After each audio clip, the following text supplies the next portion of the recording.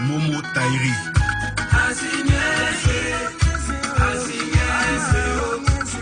Mais parce que quand ma fille va en fac, sa première année d'université, quand Daniel Esther va à l'université, bon, chez nous c'est un peu l'amalgame, c'est un peu ce petit désordre-là.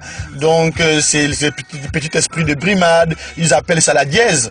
Voilà, donc il y a les caciques, il y a les bleus, donc les bleus c'est les nouveaux, les caciques c'est les anciens, voilà. Donc il y avait toute une bande là, des gars qui ne voulaient pas avancer, ils ont fait au moins 5-6 fois la première année. Donc quand ma fille arrive, c'est quoi? C'est des petits raquettes, donc ça lui vole des bouquins. Et puis à chaque fois, elle se plaignait. Bon, je portais pas trop attention à ça, je occupé avec mes divers business, mes diverses affaires par-ci par-là, parce que je suis pas un chien, je suis pas n'importe qui. Donc voilà, quand je pense à une nana, comment démonter tel go ou tel go, donc je suis parfois un peu pris. Mais elle a insisté pour dire, papa, sans te mentir, vraiment ça ne va pas à l'université. Il y a des gars qui m'embêtent là et tout ça, ils me volent de l'argent, ils me font ça. Je dis, bon écoute, ça commence pas bien faire. Hein. Voilà, tu portes quand même mon nom et puis tu te balades avec mon image. Donc si tu n'es pas bien dans ta peau, je ne peux pas me sentir à l'aise. Pire encore, si tu es violenté, si physiquement tu n'es pas au point, ben alors moi mentalement je suis forcément diminué. Hein. Donc allons, on peut me montrer ce qui ne va pas là. Puis donc là j'arrive, elle me pointe les gars à distance, elle me dit bon, la bande normalement ce sont les gars là, bon tiens ici là c'est Ibengia, on l'appelle McDo, Andy McDo, là-bas le gros ventre là c'est Kelly, ici là celui-là c'est Chris, et l'autre là-bas qui a la grosse tête et longues oreilles vilain là c'est Guissot. J'ai dit ah, ce sont les gars là, oh oui ce sont eux, ce sont ces quatre là, oui papa ce sont eux. J'ai dit bon d'accord. Je m'approche. Bonjour les gars, bonjour, bonjour. Ma fille était vraiment sur le côté. Je dis, les gars, je me présente, Alban Vincenzo et Hirokui Balboa. Je ne sais pas si vous avez entendu parler, mais bon voilà. Je suis le papa de Daniel. Hein. Oui, cette petite fille qui est là. Voilà, c'est vrai qu'elle fait très jeune pour son âge, être ici, mais c'est comme ça, c'est dans les gènes, nous sommes très intelligents. Donc vous voyez, elle a 4 ans, elle est en fac avec vous. Je remarque ici, il y a des pères de famille, qui devaient sûrement nager dans la quarantaine. Bon, bref, là n'est pas le problème. Ma fille m'a rapporté, voilà, des choses c'est pas très bien, selon quoi vous vous adonnez à cœur joie à lui dérober certains petits biens, tels que ses bouquins, et parfois même ça va aller plus loin, jusqu'au fric, quand elle veut manger, vous arrivez perturbé. En tout cas, en un mot, vous essayez de vouloir pourrir la vie à ma fille. Les gars, c'est pas bien, vous êtes très jeune, vous venez ici, à ce qu'on dit, c'est le temple du savoir, c'est le moule pour façonner les futurs cadres de demain. Je pense pas que ce soit une chose convenablement acceptable parce que déjà c'est pas digne, hein, c'est une fille là, vous n'avez même pas honte, vous aussi les gars, arrêtez ça. Donc ne faites pas en sorte que je revienne ici pour une seconde fois parce que ce serait pas très bien, hein. Donc j'espère seulement que ces propos ont été saisis, qui vous sont allés droit dans l'oreille et à gauche dans le cœur, parce que pour moi je me dis là la boucle est bouclée, c'est bon, je vais parler, c'est terminé, hein.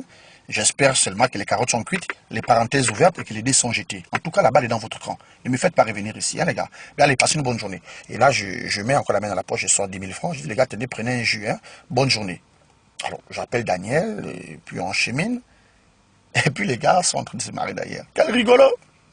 Tu es un vrai rigolo, hein. J'ai fait demi-tour, j'ai dit pardon les gars, excusez-moi. Non mais tu es un vrai rigolo, hein, toi là, tu es un vrai rigolo. Si tu reviens, si tu vas faire quoi? Même là, tu vas faire quoi? Et là, ils ont fait espèce de petit cercle.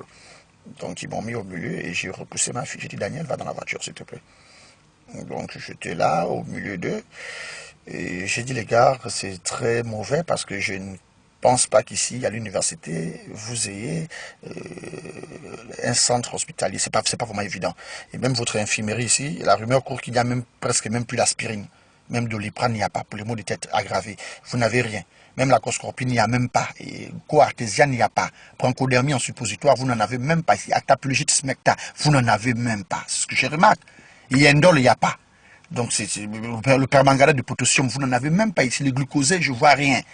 Donc, ce serait très difficile parce que s'il y a des cas, des cas de blessures très, très, très graves, je ne sais pas, le temps d'acheminer jusqu'au centre hospitalier le plus proche, il pourrait sûrement avoir mort d'homme. Donc, n'en arrivons pas là, les gars. Vous avez encore le temps de réfléchir et de faire demi-tour. Parce que là, forcément, il y aura des hospitalisations et ce ne serait pas convenable. du sang va couler forcément et ce ne serait pas le mien. Donc c'est pas bien les gars, hein? Dégagez-vous s'il vous plaît. Et là, le cercle ne fait que se rétrécir au fur et à mesure. Et puis là, erreur, je pense que c'est Guissot qui a tenté de me prendre le col de la chemise pour me tirer vers lui. Et l'autre voulait déjà armer, l'autre c'est Chris qui voulait déjà commencer à armer. En principe, il avait calculé son coup pour me le mettre au niveau de l'abdomen. Mais malheureusement... donc c'est parti très vite en fait. C'est parti très vite. Donc il a encaissé lui par derrière. Et celui qui venait devant, oh je lave. J'ai des jambes lourdes. Oh, coup de tête au visage. Le nez est bousillé, je bousille Chris. Chris perd connaissance. Donc Ibenga, sur le côté, il prend un morceau de chevron qui traîne. Alors Guissot aussi, il enlève sa ceinture pour vouloir tourner comme le Nunchaku. Donc il lance, j'esquive. Il attache maintenant Ibenga le cou. Donc les deux sont maintenant en cafouillage. Je balbute. Papa. Les gars sont au sol. Coup de tête au visage. Toute l'université, les gens sont sortis. Oh. Ça s'est passé tellement vite, les gens n'ont rien compris. Il y avait du sang par terre. Il y avait des dents cassées, le nez broyé, des crises. Je pense que Guissot avait l'arcade sourcilière complètement ouverte. Ibengia, il avait du mal à respirer parce que j'ai frappé au niveau du cou. Donc voilà, l'université est sortie, les gars ont acclamé. Il est fort, vraiment le gars. C'est un monsieur puissant. J'ai dit non les gars, c'est pas bien. J'ai pris mon véhicule, j'ai dit bon, essayez de les mettre dans la voiture, là on ira à l'hôpital. Et puis je les ai soignés, et puis bon voilà, j'ai dit les gars arrêtez. Et je pense quand même que ça a été une avancée considérable parce qu'à partir de ce jour-là, je pense que ça a commencé à arrêter. À l'université, il n'y a plus ces choses de brimades, de dièse et consorts, parce que les gens, c'est resté là dans les archives. Donc du coup, quand quelqu'un veut un peu embêter, on va l'appeler Alban Vincenzo et Rocky Balboa. Et donc voilà, Guissot, Ibenga McDo, Guissot, Kelly et Chris, ils ont grandi aujourd'hui. Je crois que Chris, il a fait un peu dans le transport. Il a près de 16 taxis en circulation.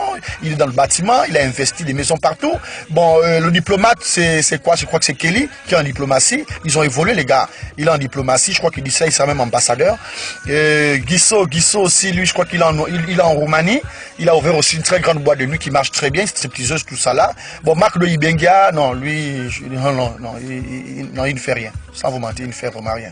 Il traîne un peu partout, des bars en bar là. Quelqu'un a oublié sa bouteille de bière, le fond. Bon, voilà quoi, il fait rien. En tout cas, je ne vais pas vous mentir. Ibenga, McDo, il fait rien. Il fait rien.